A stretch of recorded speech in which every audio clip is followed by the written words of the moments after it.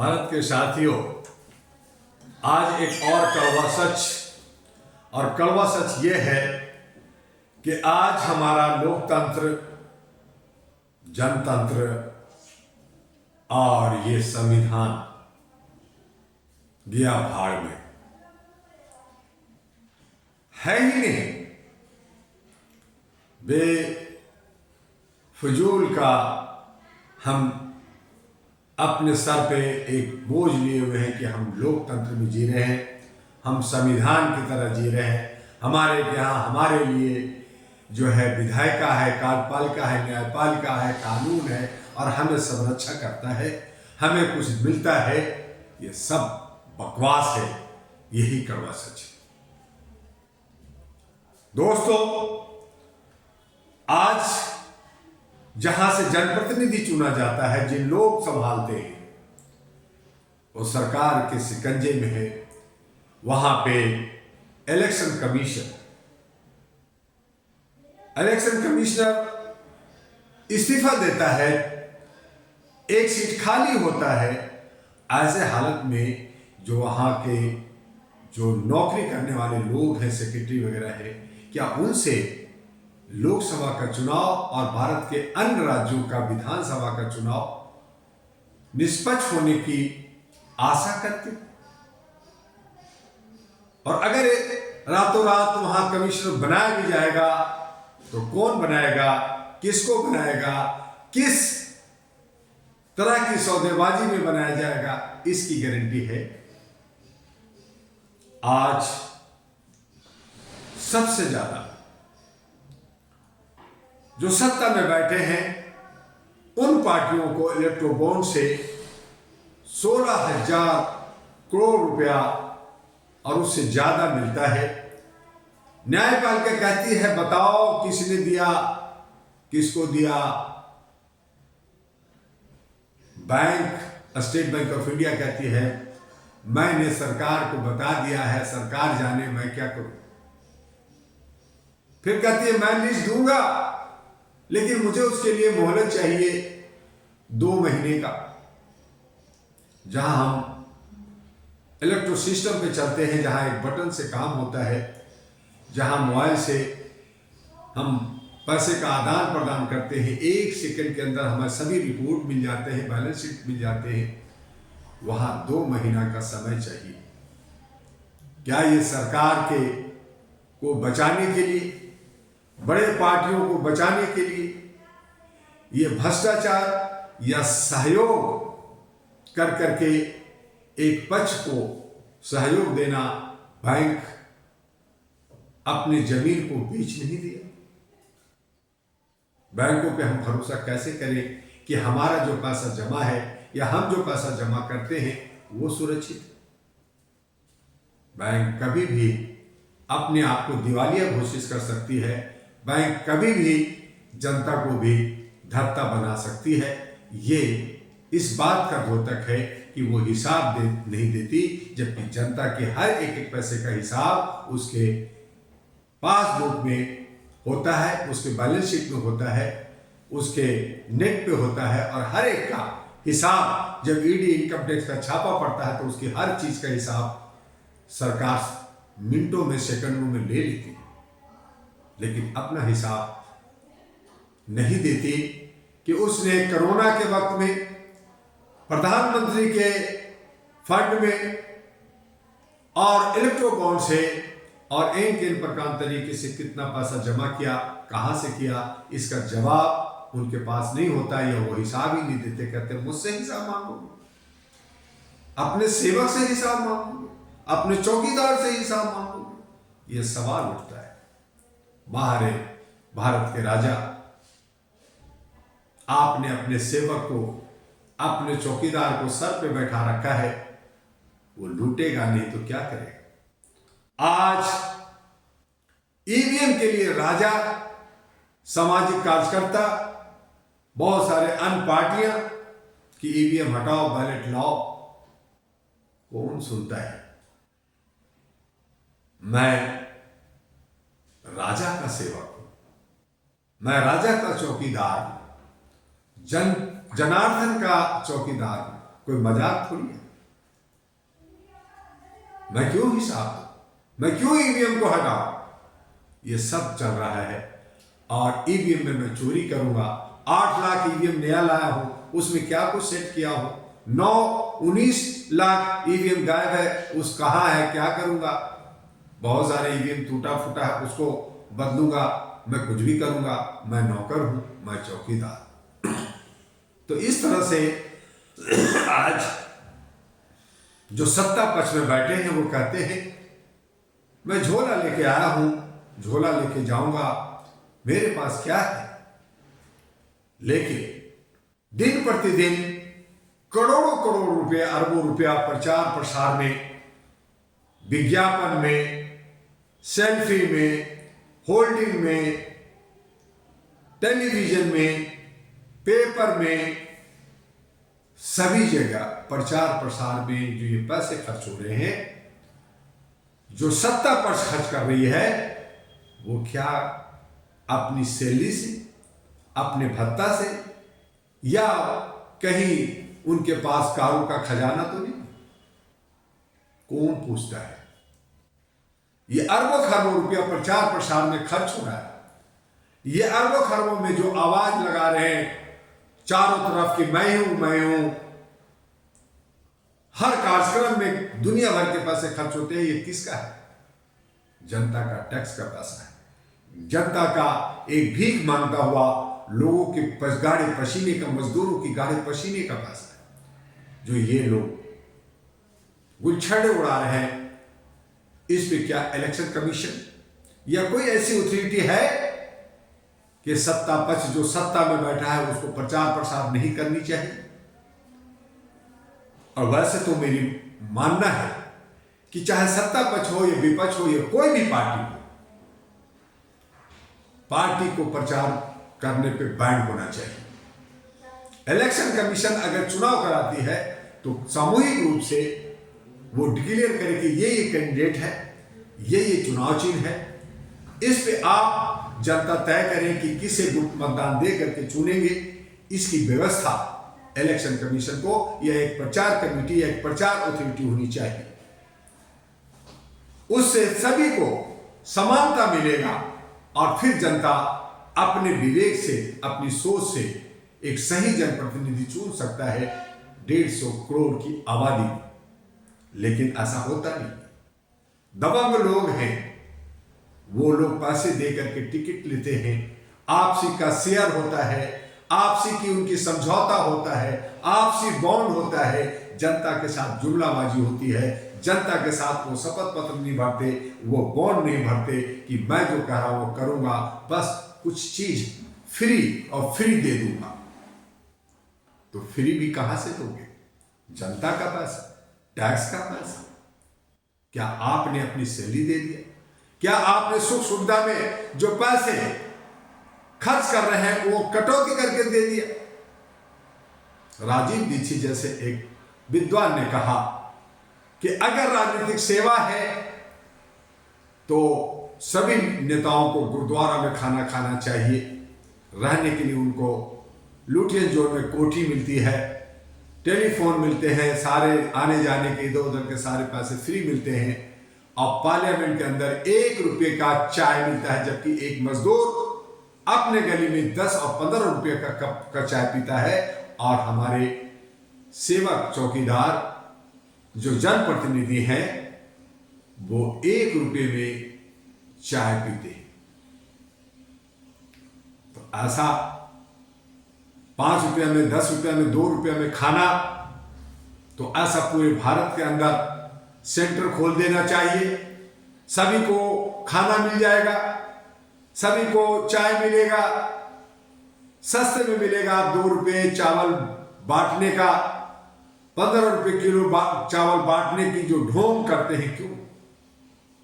खाना चाहिए, काम चाहिए, काम मिलेगा। हम ड्यूटी करना जानते हैं, अपने दायित्व को समझते हैं, और इसीलिए हम कृषि प्रधान देश में किसान, जवान, नौजवान, महिलाएं सभी काम करते हैं।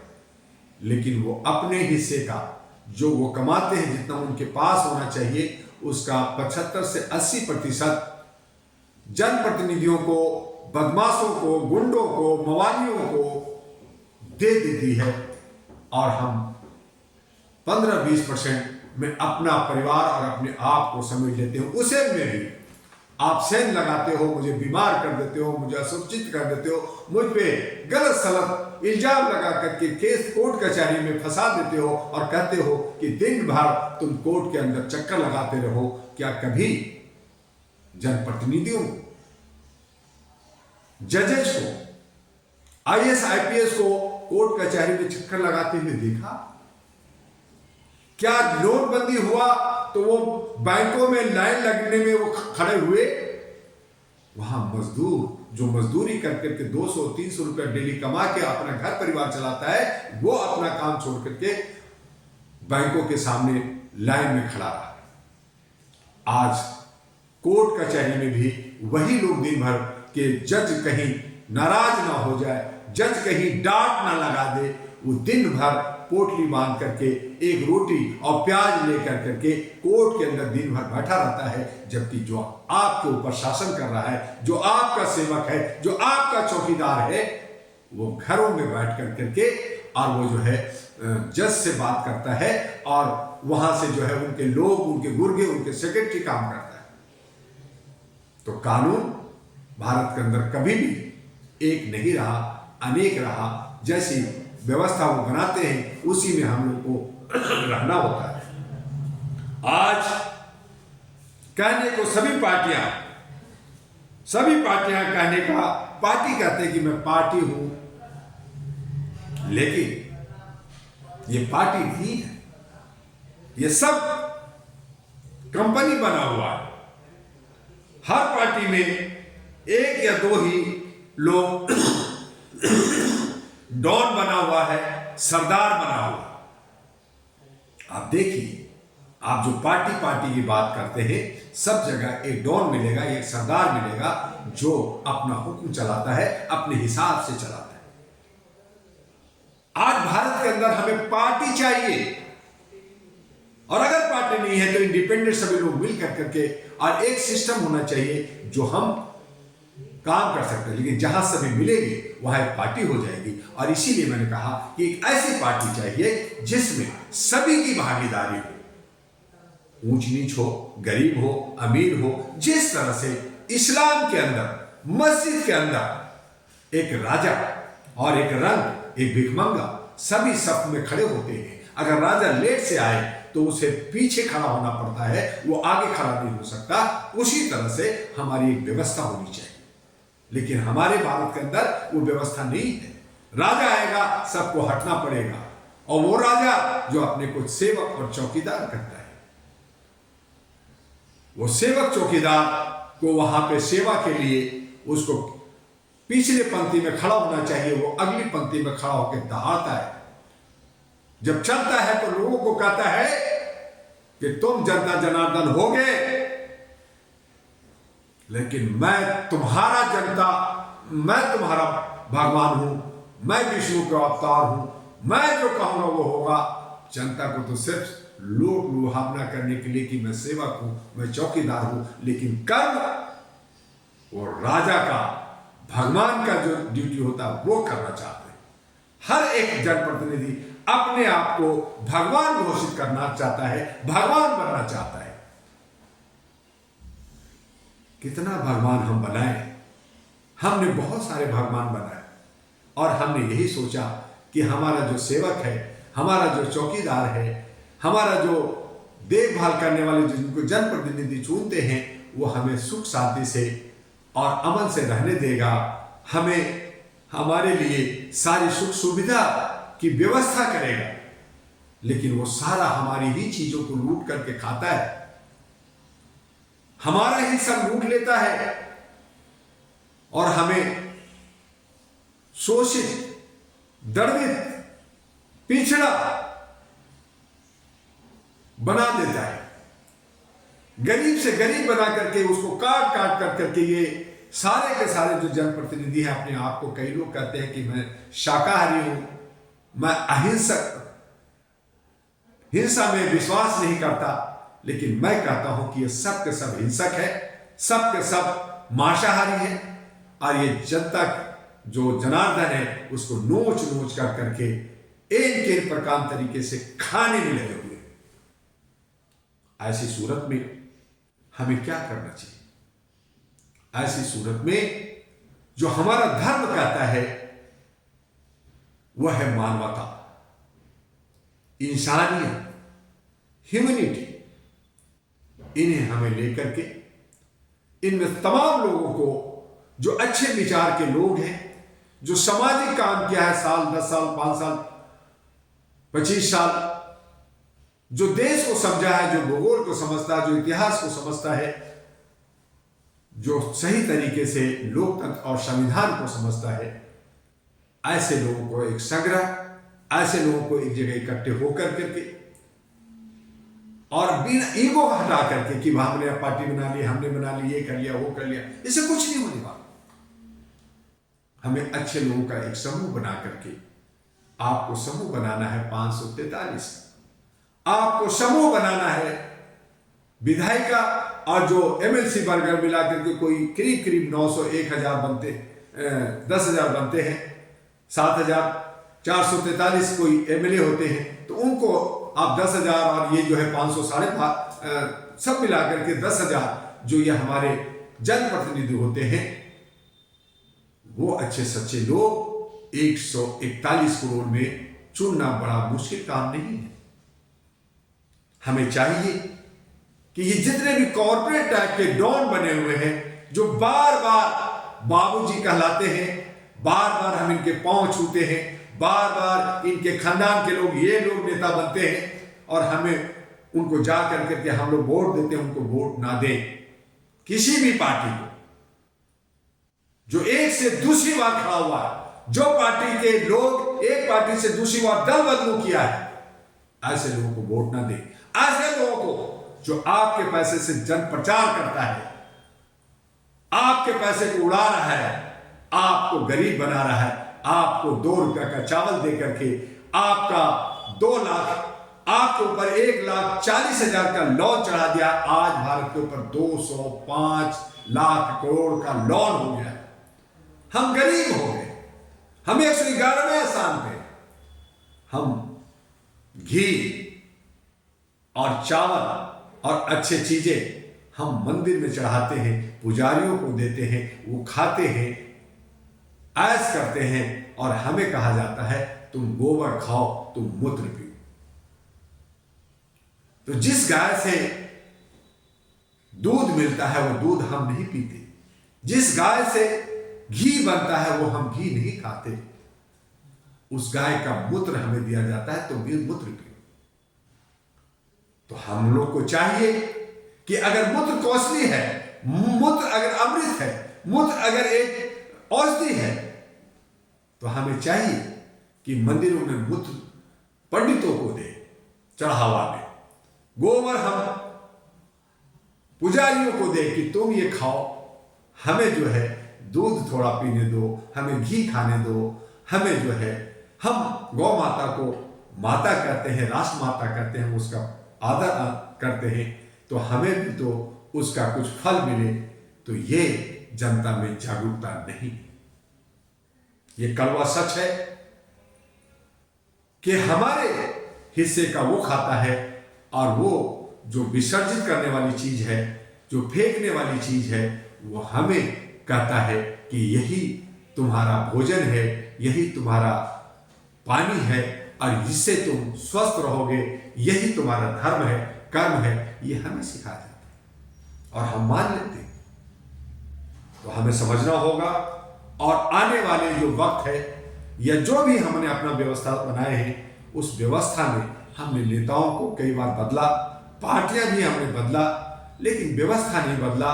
और व्यवस्था बदलने के लिए आपके बीच में 2009 में अहरा national party, all India human rights national party, मानवता के आधार पर हमने उसको बनाया था, और हम चाहते हैं कि उसमें आपको एक पूरा का पूरा हक और अधिकार मिले, उसमें आपको एक जगह मिले, और अपने भारत को सुंदर बनाने के लिए, आगे बढ़ाने के लिए मानवता के आधार पर, इंसानियत के आधार पर और ह्यूमैनिटी के आधार पर आगे काम कर सके। आइए अहरा एएनपी पार्टी जिसका चुनाव चिन्ह चकला बेलन है, उसमें महिलाओं को, पुरुषों को बराबर की हिस्सेदारी दे करके अच्छे सच्चे लोग मिल करके 543 पे अच्छे उम्मीदवार चुने। जहां पे राज्यों में विधायिका का चुनाव है वहां चुने, और इसके लिए डॉक्टर दुआ जो मानव मूल्यों को प्रतिष्ठापित करने के लिए, काम करने के लिए, संवैधानिक तरीके से काम करने के लिए, सारे मुश्किलों से, हर बाधाओं से बाहर निकल करके आगे बढ़ा, कई मुसीबतों को झेला, कई तरह के बदमाशों और कई तरह के लोग जो लोभी लालची हैं, उन तमाम लोगों को से परास्त करके एक लड़ाई लड़ करके 37 सालों से मानवता के लिए काम किया।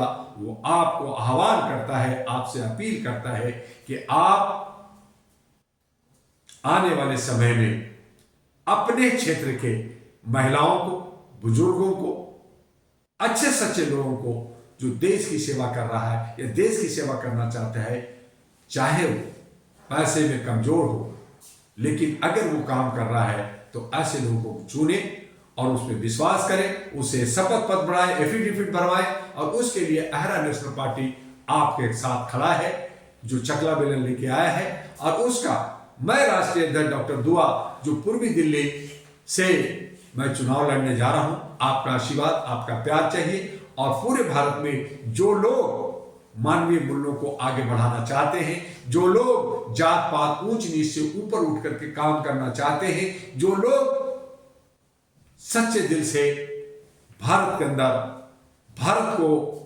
एक समृद्ध राष्ट्र बनाना चाहते हैं, और ये जो इलेक्ट्रोबॉन्ड, ईवीएम मशीन और ये जिस तरह की चोरी कर रहे हैं, इन तमाम चोरों को सबक सिखाना है, इनके पैसे लाना है। और जब हम आजाद हुए तो हमारा ब्रिटिश सरकार ने हमें मुआवजा नहीं दिया, उनसे हम मुआवजा ले सके 15,000 पाउंड, जो करीब 17.5 लाख रुपया पर हर एक भारत के नागरिक को मिलना चाहिए। उसके लिए अहरा नेशनल पार्टी लड़ेगी।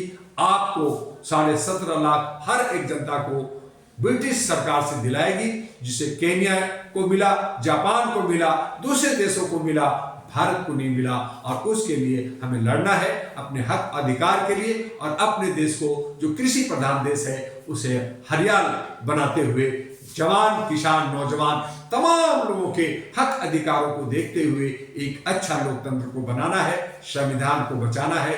संविधान के अंदर ये जो बदलाव कर रहे हैं बार बार हमें आने बीच में, जो नफरत की बीज बो रहे हैं, खाई बोल रहे हैं, इससे भी बचना होगा। और ये कड़वा सच आपको अच्छा लगा या नहीं लगा ये मैं नहीं कहता, लेकिन अगर आपके कहीं दिल में ठेस पहुंचा है तो मैं उसके लिए माफी चाहता हूं। और इस वीडियो को ज्यादा से ज्यादा अपने साथियों को फॉरवर्ड करें, और अहरा नेशनल पार्टी और all India human rights association, जिसमें आपको मानवता और मानवीय के लिए सामाजिक काम करना है, जहां पे कोई भेदभाव नहीं है, पूरी दुनिया में आप काम कर सकते हैं, उसके साथ जुड़िए। आज बस इतना ही। आपका डॉक्टर दुआ। जय हिंद, जय भारत।